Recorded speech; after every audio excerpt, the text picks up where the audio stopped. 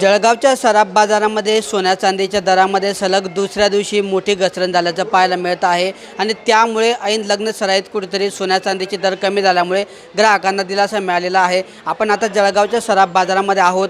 आपण जर बघितलं तर गेल्या 2 दिवसांपासून सोन्या चांदीच्या दरामध्ये मोठी घसरण होत असल्याचं पाहायला मिळतं आहे आणि 80,000 रुपयाच्या उंबरठ्यावर गेलेलं सोनं आता कुठेतरी 76,000 रुपयांवर पोहोचलेलं आहे। तर कुठेतरी 90,000चा आकडा जे ओलांडला होता चांदीच्या दराने, ती चांदी आता जवळपास 89,000 रुपयापर्यंत पोहोचलेली आहे।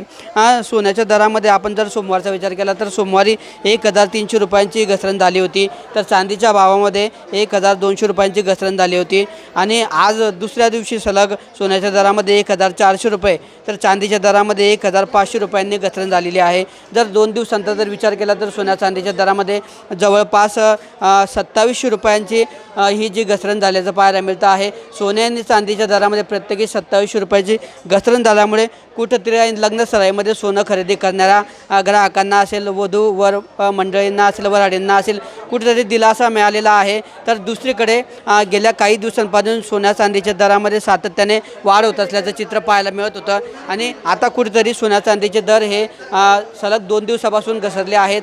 2700 रुपयापर्यंतचा सोन्या चांदीचे दर घसरल्यामुळे कुठेतरी ऐन लग्न सराईत वधू असेल, वराकडील मंडळींना, वऱ्हाडी मंडळींना कुठेतरी दिलासा मिळालेला आहे। तर काही दिवसांपासून सातत्याने सोन्याचे भाव वाढत असल्यामुळे भाव कुठेतरी कमी होतील या प्रतीक्षेत असलेल्या ग्राहकांनाही या भाव कमी झाल्यामुळे दिलासा मिळाला असून नागरिक हे सोनं आणि चांदी खरेदीसाठी घराच्या बाहेर पडल्याचं चित्र एकंदरीत पाहायला मिळतं आहे। त्यामुळे बऱ्याच दिवसांपासून या ठिकाणी सराफ बाजारामध्ये कुठेतरी सुवर्णनगरी जे आहे, सराफ दुकानं असतील, ही ग्राहकांनी गजबजल्याचं चित्र पाहायला मिळतं आहे। किशोर पाटील, TV9 मराठी, जळगाव।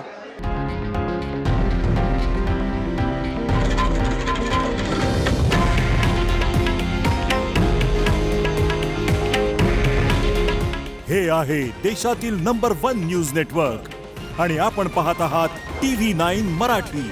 काळजी तुमची, हित महाराष्ट्राचं।